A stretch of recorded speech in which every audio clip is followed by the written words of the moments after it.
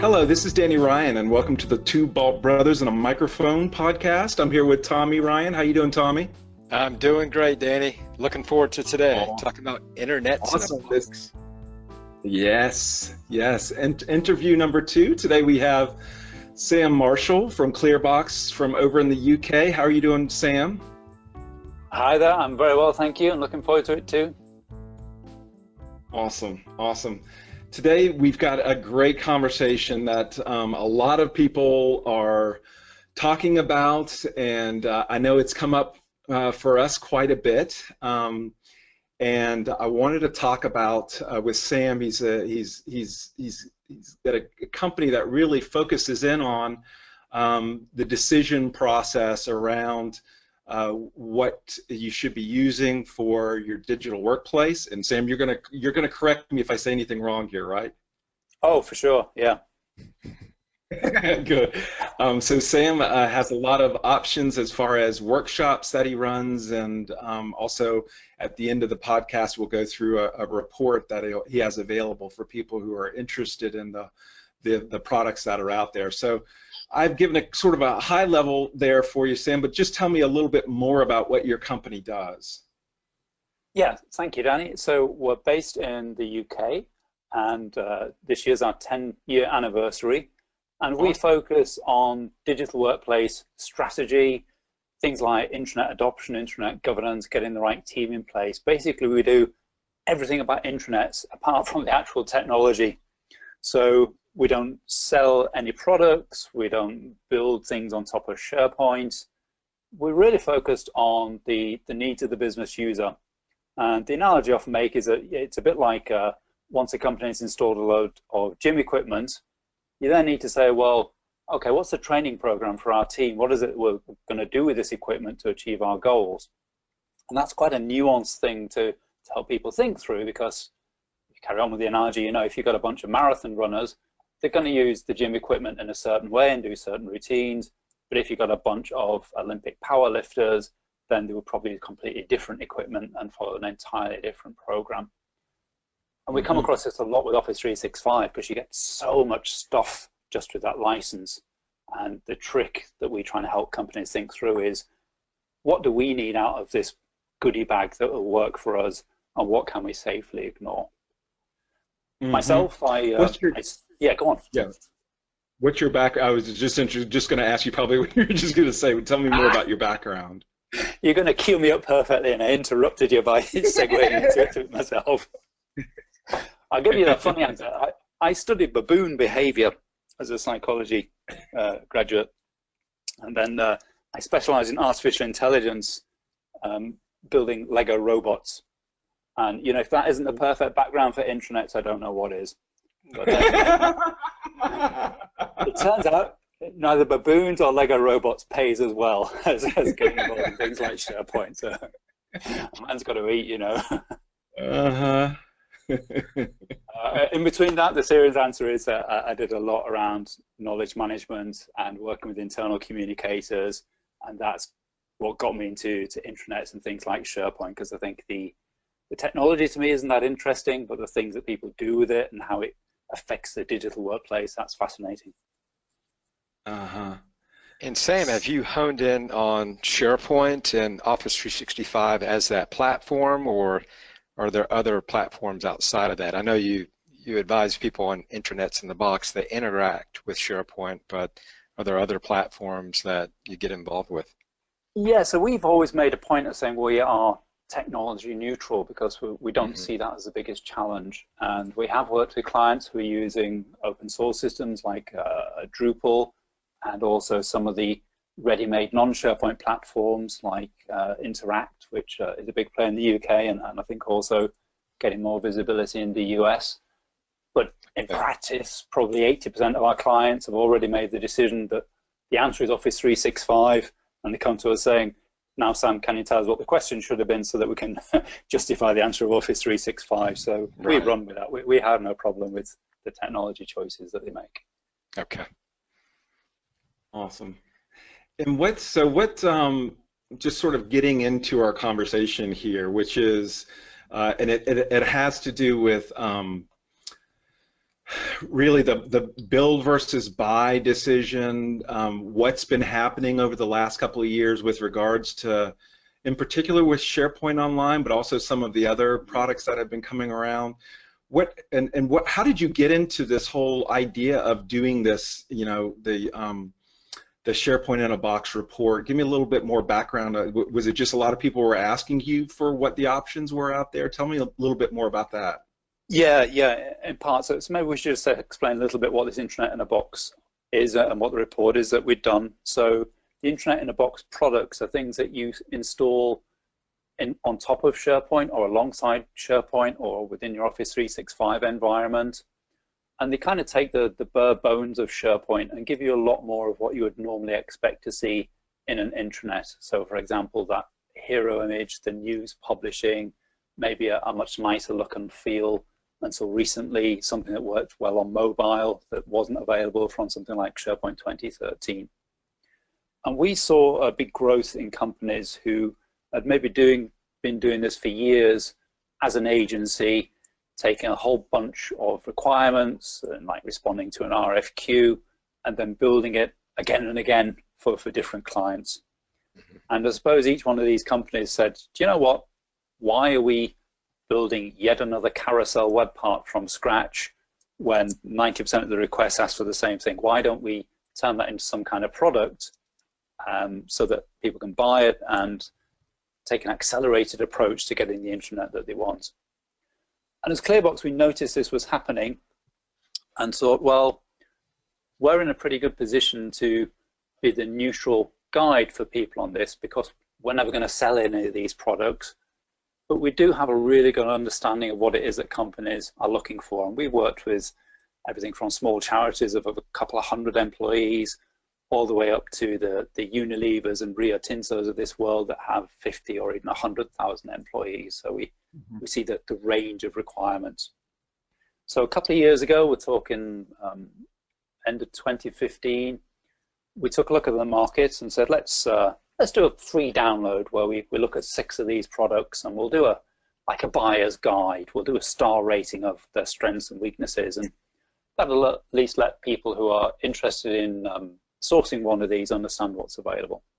So we did that and we got a really good response, and we got lots of indignant vendors knocking on our door saying, how come you picked them and you didn't pick us, and we're really great as well, and when's the next version of the report going out? So we thought, yeah, okay, that's a fair question. Let's do this again. So we put out an appeal for participation, and we had 26 vendors respond. And I'm starting to think, okay, so this is something we should really take seriously. So we produced a paid-for research report. It's like 250 pages, and every product we put them through 8 different common scenarios. So things like publishing news, supporting communities, two-way conversations, analytics, and we evaluated them consistently across each one of these and said to the vendors, show us how your product would fulfill this scenario. So it was a little bit like a mock RFP where you might come up with some use cases and ask for a demo of those use cases. Yeah. Since we did that, we've had yet more indignant vendors knocking on the door who yet again felt excluded by this, but also some really good feedback from the vendors who had taken part, saying, yeah, we've got lots of new things to show. We'd like you to do an update of the report. So we're just oiling the wheels to start that again for this year. And so far we've had, I think, 48 companies that want to be listed. My goodness. So this is a very, very active market area. And I think really interesting because what's driving it from a company point of view, a lot of our clients say we've got this steer from the CIO. We want to buy, not build everything in IT. Wherever we can, we want software as a service, or we want it to be cloud-based. Because we've been burned so often in the past with SharePoint, where we invested hundreds, if not millions of dollars in this custom solution, Microsoft broke it all, and it cost us hundreds, if not millions of dollars more to fix it. Can we push that headache onto an external company who will not just keep in step with Microsoft plans for us, but in step with maybe a whole cohort of customers and therefore spread the cost? So I think not only is there a boom from the supplier side, but there's also a real boom from the customer interest happening as well. Yeah, looking at that report, Sam, it's incredible. It's so detailed. It's something that I think a lot of people like to see and kind of compare it as rating it as a consumer reports type of view, where you're comparing some of the same parameters. And, thank you. A lot of ibuprofen went into that report, I can tell you. Yeah, you can tell there's someone that has attention to detail or obsessive compulsive maybe behavior there. It wasn't just me. I had a team of 8 obsessive compulsive working for me on it as well. Yeah. Nice. Yeah, and I can see, it's interesting to see the amount of folks that are in this space. And you probably don't know this, but you wonder what's the market opportunity. What does that space look like? And all these companies that are going into creating an internet in a box, how are they rationalizing that? Are they product companies that go into it saying, we see this space, it's got a market potential of this, and we're going to go after that market and go after this niche in that market? Or is it consulting companies that kind of built the same customizations over and over again, and they productize that and try to spin off a product side? I assume you see a mix of those, and you have any comments on what makes a good internet in a box company that can be successful endeavoring in this space? It's a really good question, because it has a lot of signs of an immature market. And what I mean by that is that actually, on the whole, pretty much everyone doing this is coming at it from the consulting side and moving into being a product company. Interesting. I don't see many product companies who are saying, we want a product in this space alongside all the other products that we've got. And what that means is that there's a real challenge for a consulting mindset company to change the way they work to support a product that might mean multiple releases and 24/7 help desk and all the other things that you would expect when you buy a license, that don't fit that project mindset of doing consulting, where there's a clear endpoint and anything you want after that is another contract or a kind of bespoke support engagement. Right. So to answer your question about what makes a good in a box vendor, it's the ones who have really, I think, segregated their business so they have a team that's dedicated to looking after the product and is thinking about the product roadmap, irrespective of there necessarily being a sale behind every feature that they add. So it's not like they're saying, oh, we're going to do this because a big client has asked for it. They're doing it because it's the right thing to do, and they've got that vision of where they want to take the product as a way to generate the sales. What you see as a symptom of companies that haven't made that segregation is that maybe the guy who developed a feature that you've raised a ticket on because it's not working right is pulled off on a client project for the next 3 months, and that poor guy is going to have a real tension in terms of how does he allocate his time to looking after the conflicting needs. If I can share a little secret on the podcast, and everybody listening has got to promise not to repeat it. I'm joking. There are a few companies that got in touch saying, please can we be in your report, and they couldn't even provide a website link because they hadn't got the website live. The product was that fresh. Yes. We've had a little chat with them and said, you come back next year when there's more to show, because I think part of what people investigating this area need to be aware of is some of these products I don't think will last, and that's part of what we're trying to help them do, is understand how robust is this offering. Because if you back a product where the vendor walks away from the market in 18 months, then better off than if you built it in-house. You've got that same headache in terms of upgrade routes. Yeah, that's an interesting thing. As I was looking through the report, I see when the company was founded, it's so-and-so IT consultancy. Is there any measures around, say, maturity and let's say process product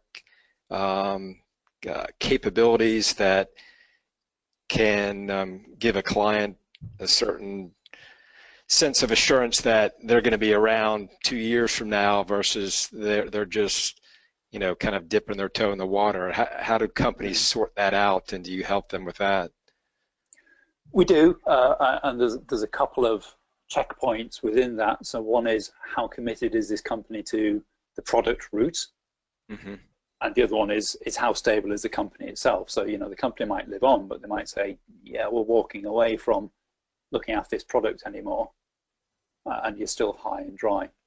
Right. So in terms of the company stability, I always say to clients, just make sure your procurement is doing its due diligence in terms of looking at the vendor financials and the number of employees they've got and their track record of companies of a similar scale to yourself.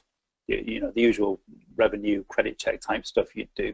Right, right. In terms of the product maturity, in the report we list when the first release of the product was, we list how often they release it. In the new version we've asked what's a typical customer size and also what's your largest customer size, and most of them have also given us the names of reference companies, and all of those are good reflections of a healthy product, I think. Mm-hmm, mm-hmm. That's good. Yeah, it's interesting your answer to the profile of a company that it's you know, primarily consultancies. You wonder, is there the market there for it, where, you know, product companies maybe do a market level research versus saying, oh, we've got code for this. It's more of, is there a market established that we know we can invest so many dollars in product to, you know, convert, you know, so much business. Do you have a sense of why traditional product companies are not entering this market? Well, it's a busy market, isn't it? Yeah. Maybe they see it's too. Not necessarily. The SharePoint space has traditionally been dominated by the partner model. Mm-hmm. And there aren't so many companies that have got established SharePoint products who perhaps understand the intranet world, you know, that whole publishing model. They're much more on things like the transactional BI or the back-end admin tools. Right. Well, you know, you think about Metalogix or K2 on Intex. I don't think any of those have anything else that's similar to what an intranet would do. I mean, what your guys' thoughts on this? Because you've, I know, been exploring this space as well.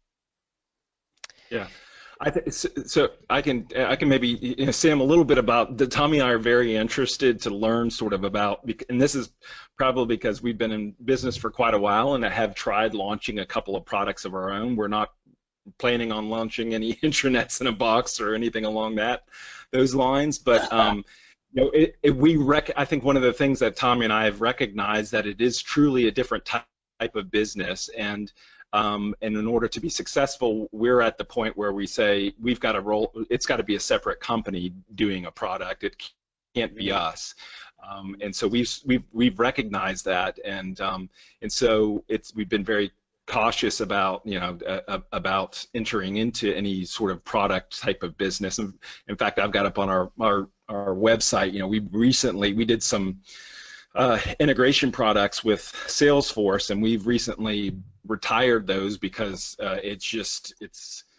we can't. It's not the right business for us.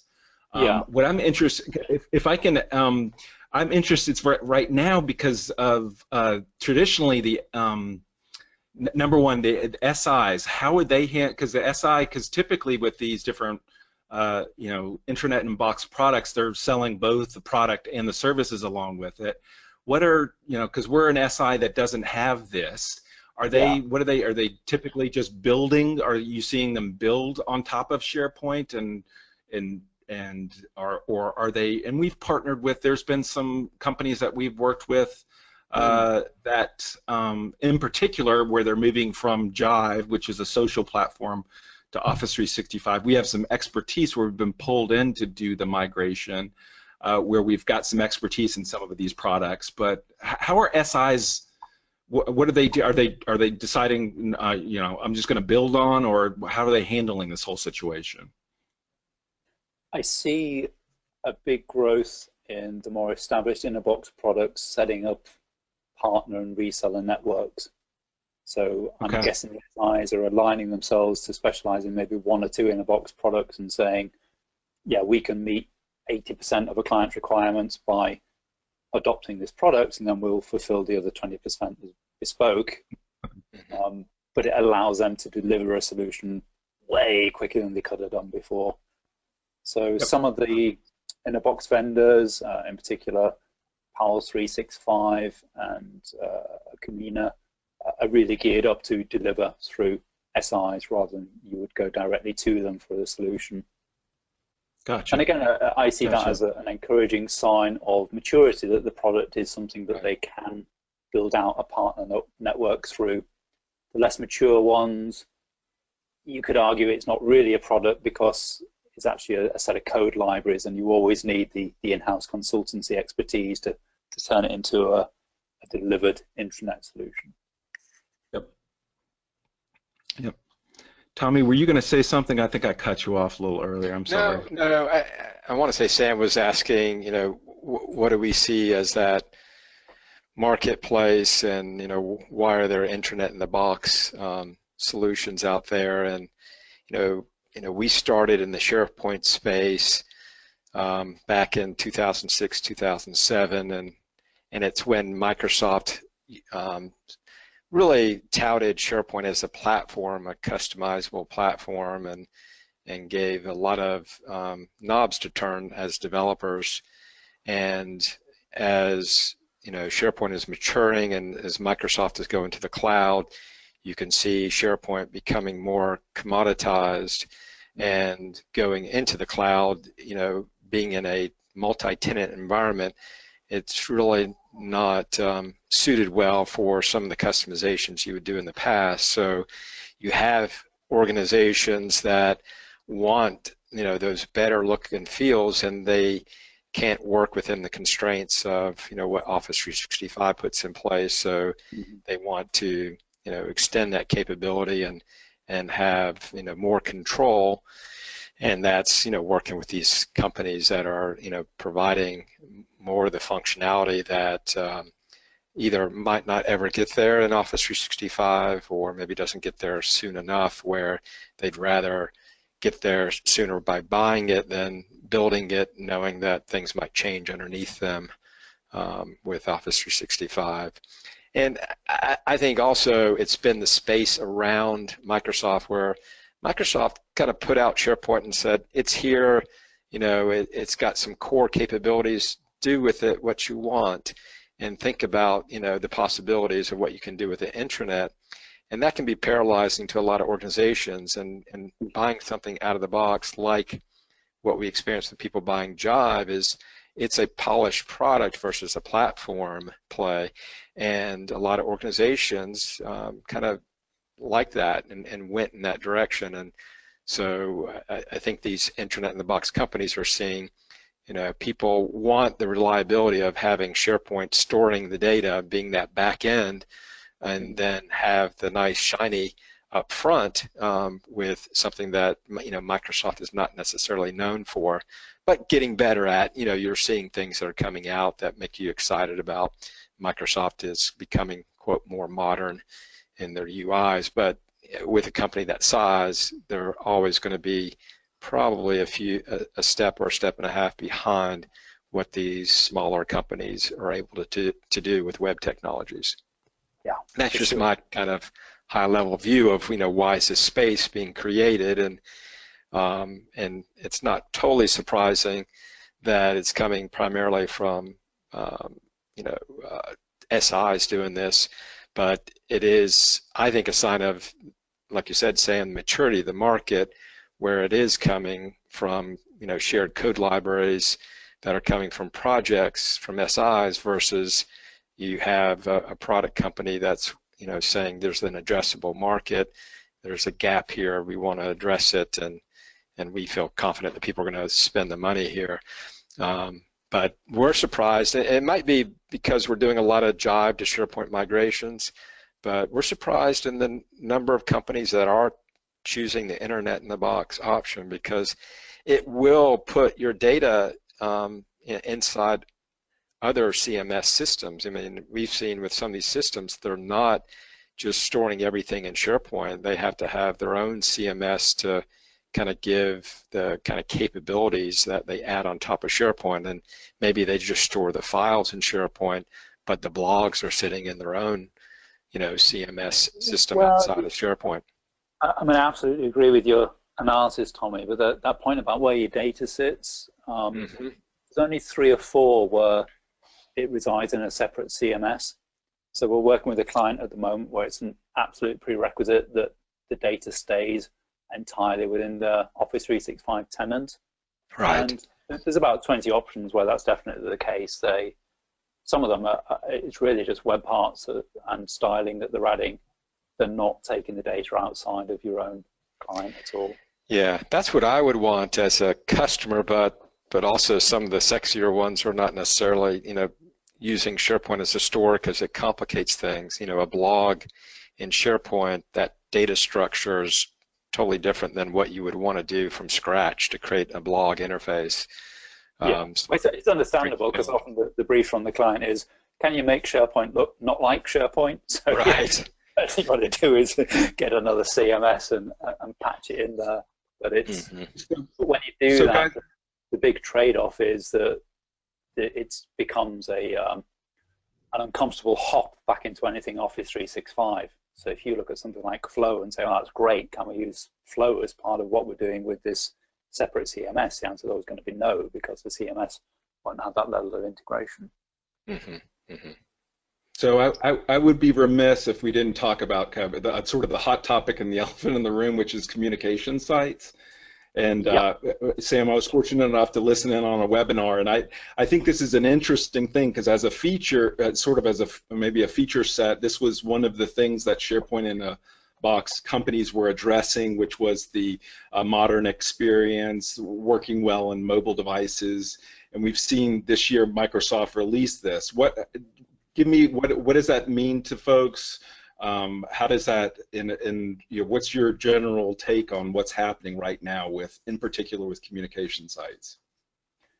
Yeah, so communication sites, really interesting, really good to see, because I think it reflects that Microsoft is definitely getting the UX message that it's so important, and they frankly just haven't got it right for many years. Communication sites are fantastic when you need to create something that's attractive around a single topic, but it is still a microsite in effect. So right now, we shouldn't prejudge because we know this is just like the first release, and there's probably a lot more to come from Microsoft. But right now, it looks like an intranet homepage, but it really isn't.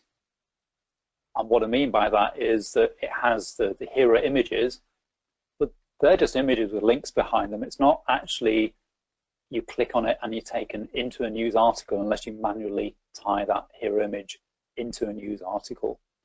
And there's no cross-site publishing. So we find once you get up to 500 employees or 2 or 3 countries or 2 or 3 business sectors that your company operates in, it's not enough to have separate sites for everything. You want to be able to create a news story and say, here's a news story, now zing it out so we can target it to everybody in Canada but not in the US, or everybody who works in sales but not in marketing.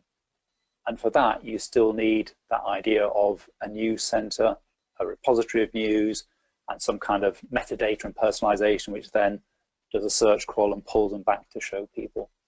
And that's not something that I can see coming in comm sites anytime soon. In terms of the in-a-box marketplace, though, Microsoft is definitely going to make the sales guys work harder, because comm sites look great. Getting sign-off from your exec saying, we really need an intranet in a box, when they can see a comm site, becomes harder. It probably means that some of the in-a-box vendors who are targeting companies of 50 to 200 employees, so more like the small to medium enterprise business, they might pull out of this market in time unless they are really focusing on doing non-communication stuff like transactions, which some of them do very well indeed. Interesting. Yeah, I mean, what's your take? Do you see your clients excited by communication sites? From my experience, Sam, I think it's early on, and they're so buried in everything else that they haven't fully explored that at this point. It's a nice way of saying your clients have got actual lives and actual businesses rather than Definitely, yeah. It's something that makes you pause to say, okay, how does that play in to the equation? And the thing that I think Microsoft's doing well with, but developers in the Microsoft ecosystem might get frustrated, is they're trying to narrow down the lane a bit and get more focused around areas in SharePoint to be very good at. And so I like the concept of segregating into teams and communication sites, and that I think is kind of the 80-20 versus the traditional Microsoft is we're trying to cover 100% of the space versus honing in and doing very well on the majority, so they can go across platforms and devices to expose that in a polished way. And I just love seeing teams and that visual overlay on top of a SharePoint team site or Office 365 group. I mean, that's exciting for us to really have a customer go a long way because they've gone deep on that topic of a team site versus before in 2007 and 13 you had 20, 30 different things to choose from as a starting template. So that I think that's different for Microsoft. I think it is speaking to we're all busy people and we need less choices. And it's interesting that you say there's 50 Internet-in-a-Box selections. I think that's good news for your company, because that just makes that equation even more complicated of, okay, am I picking the right one? I don't have time to evaluate 50 different options, and then you feel at the mercy of which one has the best marketing program to touch me is the one I'm going to choose, and maybe that's not the right selection criteria. I need to make sure I'm thorough and picking the company that best aligns with our needs and our direction. Yeah, and that is so important, because once you've made that choice, once you're committed to it, you really have narrowed down the scope of what you can do. So these in-a-box products, they make things easier to use by, in effect, reducing some of the choices that you would have if you're on a bare-bones SharePoint and could develop anything. And I always say to people, don't pick a product and think that you can just tweak this and tweak that, because you won't be able to if you want to stay faithful to the vendor's own roadmap. Yeah, so it becomes much more a formal requirements gathering exercise, and we're helping quite a few clients through this at the moment, just to go through an RFP that gets you in the right place to come up with a short list and then choose between them. Very good. Well, Sam, I think we could talk to you for hours here, so I know you've got a hard stop. So before we wrap up, if you don't mind, I know you mentioned that you might have a discount code for listeners. Can you give us a little bit more, some more details on that? Yeah, sure. So if you head over to our website, which is clearbox.co.uk, I know I've got a funny accent, so let me spell that out. That's CLEARBOX, opposite of black box, .co.uk. You will see right there on our own hero image a link to the SharePoint Intranet-in-a-Box reports. And when you go to checkout, use the code 2BB20. So that's TWO, BB for Bald Brothers, and 20, because we're giving you TWO BB20, and you get 20% off. So the full price is $495. You'll get $99 off, making it $399. That's awesome. Super. That's awesome. That's awesome. That's great. Valid right to the end of August. So if you're light on your summer holiday reading by the pool, the report will certainly help with your siestas. I mean, that will certainly give you plenty to read. That's wonderful. And maybe Sam, we can have you back after the next version is out. Tommy and I'd be interested to hear some of the details on that. So that'd be wonderful to have you back. I'd love to. Once I've had a big lie down, I'd love to come back and talk to you more about this topic. It's really super. Well, thank you, Sam. Thank you, Tommy, and thank you, everybody, for listening. Yeah, thanks so much. Pleasure. Thanks very much, guys, for inviting me on. It's been great. All right. Cheers. Absolutely. Take care. Thank you. Bye-bye. Bye.